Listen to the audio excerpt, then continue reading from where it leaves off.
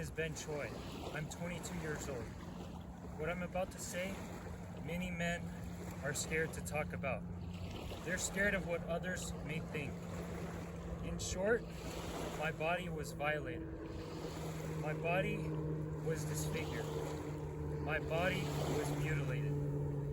Ever since I was 4 years old, I always knew that there was something physically wrong with me. I had a children's book about the differences between male and female bodies. I always wondered, why does my genitalia look different from the illustrations of how boys should look like? At that time, it was beyond my comprehension. As I grew older, I saw classical sculptures of male figures. I then realized the uneven, jagged edges, scarred parts that were ripped out from my genitalia, and all the problems I had that I thought were normal at the time, but I now know are not. When I made that connection for the first time, my heart sank. I couldn't believe it. I didn't want to believe it. When that connection was made and understood every day for 6 months, I woke up in unbelievable, unbearable emotional distress that was nearly impossible to handle and keep living through. It felt like an unbelievable amount of fear, so intense that I was going to die. I began to ponder, what did I do to deserve this? How could anyone do this to me? This happened to me at my weakest state, and I could not defend myself. I was unable to speak up, and I wasn't powerful enough to fight back at the time. That's what makes it so much worse.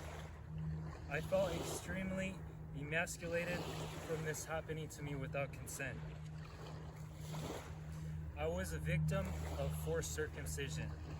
I was a victim of genital mutilation. My freedom of religion was taken away from me, along with my body autonomy. I was branded. I'm not Jewish. I'm not Muslim, and I will never be.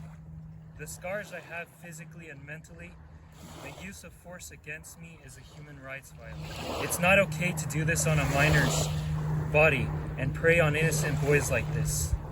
In the past and the present, people were still and are preyed upon.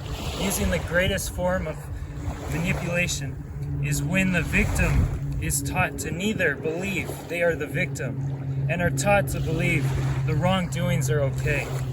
Some examples include raping of wives, slavery, child molestation, forced genital mutilation, regardless of your sex.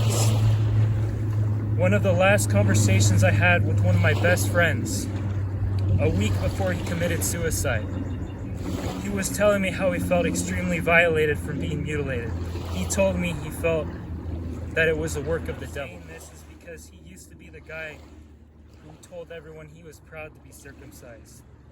The way that this is just brushed off, and men and boys are told it's okay for someone to do this without consent, it's absolutely disgusting. And there's nothing okay with this. Because of this, the anger in me started brewing. I became filled with extreme amounts of hate in levels few people on this earth can understand. I wanted revenge. I wanted the people to do this to me to pay. I wanted them to suffer as I had suffered. And everyone who supports doing this to minors, which is one of the reasons I started getting into street fighting. I wanted to cause others harm, and I wanted to make them pay as much as I was filled with so much hate, as much as I just wanted to be the way God created me, the way I was born.